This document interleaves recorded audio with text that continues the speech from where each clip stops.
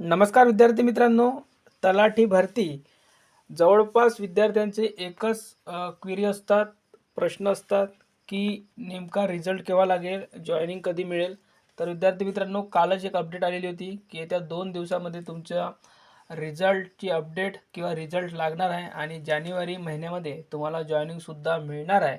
तर एक प्रश्न उठतो की नेमका कट ऑफ किती जाईल आणि आमच्या कास्टनुसार, आमच्या जिल्ह्यानुसार आम्ही जिथे जिथे फॉर्म भरलेला आहे तिथे कॉम्पिटिशन कसं आहे, त्याची माहिती खूप काही विद्यार्थ्यांना उत्सुकता लागली आहे की नेमकं आमचं होईल काय आणि आम्ही किती मार्क आम्हाला पडले आहे, तर आम्ही डॉक्युमेंटसाठी तयार राहायचं आहे. तर विद्यार्थी मित्रांनो, त्याचसाठी हा आपण व्हिडिओ बनवत आहे.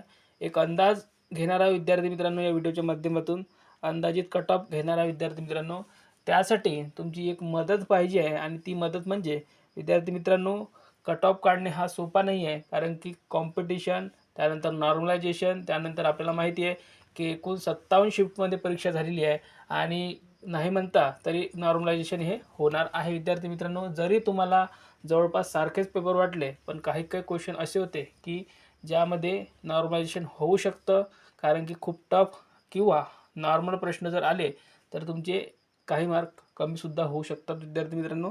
तर बघा, आपण अंदाजित कट ऑफ घेणार आहे, त्यासाठी तुम्हाला आपली मदत करायची आहे. तर बघा, या व्हिडिओच्या खाली कमेंट बॉक्स असतो, सर्वांनाच माहिती आहे की कमेंट बॉक्स असतो. तिथे तुम्हाला काय करायचं आहे, तर सर्वप्रथम तुम्हाला तुमचा जिल्हा टाईप करायचा आहे.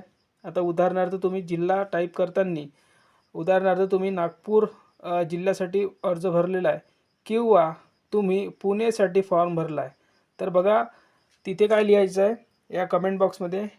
उदाहरणार्थ तुम्ही पुणे जिल्ह्याला भरला आहे, पुणे लिहायचं आहे. त्यानंतर तुमची कास्ट लिहायची. उदाहरणार्थ तुम्ही OBCमधून भरला आहे किंवा EWSमधून भरलेला आहे, ते लिहायचं आहे.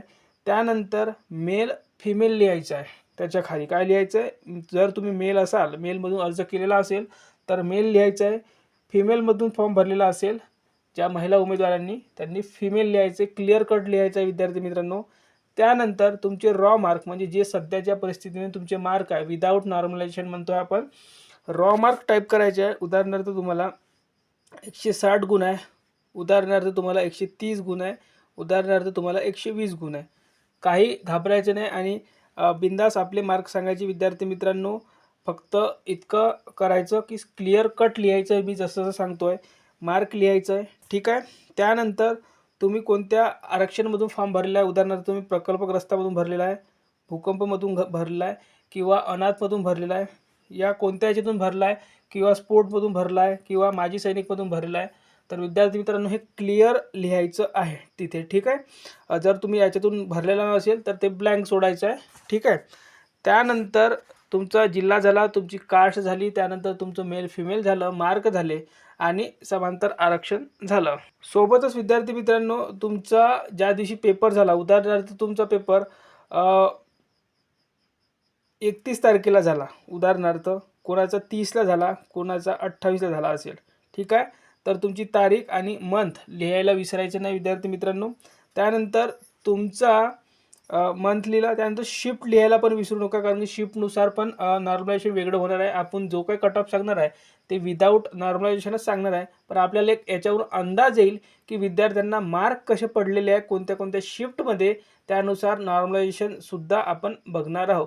आपण काही पेपर जे बघितलेले आहे, जे विद्यार्थ्यांनी पाठवलेले आहे, त्यामध्ये काही काही विद्यार्थ्यांना इंग्लिशला जवळपास 25 पैकी 24-23 असे मार्क पडलेले आहे किंवा काही काही शिफ्टमध्ये विद्यार्थ्यांना 20 मार्कसुद्धा पडलेले नाही आहे. तर त्यानुसारच आपल्याला एक अंदाज येईल की नेमके मार्क कसे पडलेले आहे विद्यार्थ्यांना. तर तुम्हाला हे सर्व कमेंट करायचं आहे, एका मेसेजमध्ये कमेंट करायचं आहे विद्यार्थी मित्रांनो. नाहीतर वेगळ्या ह्याच्यात तुम्ही कास्ट लिहाल, वेगळ्या ह्याच्यात मार्क लिहाल, असं करायचं नाही. एकामध्ये सर्व काही टाईप करायचं आहे आणि ते पाठवायचं आहे. आणि त्यानंतर एक महत्त्वाची सूचना, तुम्ही उदाहरणार्थ तुम्ही पुण्यासाठी कमेंट केलं तर त्याच खाली, त्याच मेसेजमध्ये, त्याच कमेंटमध्ये दुसऱ्या पुणेवाल्यांना करायचं आहे. उदाहरणार्थ तुम्ही जर भंडारासाठी फॉर्म भरलेला आहे आणि फक्त भंडारामध्येच त्या विद्यार्थ्यांनी, ज्यांनी ज्यांनी भंडारामध्ये भरले आहे, त्या एका विद्यार्थ्याच्या खाली त्याच्या कमेंटवरच कमेंट करायचं आहे, ज्याच्यामुळे काय होईल, आपल्याला शॉर्टलिस्ट करताना सोपं होईल. म्हणजे तुम्ही भंडारामध्ये भरला आहे तर भंडारामध्ये सर्वांनी एकाच कमेंट करायची. पहिले चेक करायची की आपल्या अगोदर कोणी आपल्या जिल्ह्यामध्ये कमेंट केला आहे का? जर नाही केला आहे तर त्यामध्येच कमेंट करायचं आहे. वेगवेगळं कमेंट करू नका. त्याच्यामुळे आपल्याला शॉर्टलिस्ट काढायला कठीण होतं विद्यार्थी मित्रांनो, वेळ जातो. जर तुम्ही एकाच याच्यामध्ये जर कमेंट केला तर आपल्याला लिस्ट काढायला बरं होतं. तर त्यामुळे तसं कमेंट करा विद्यार्थी मित्रांनो. मग ते मेल फिमेल असेल किंवा समांतर आरक्षणामध्ये काही असेल तर ते चालेल, पण एका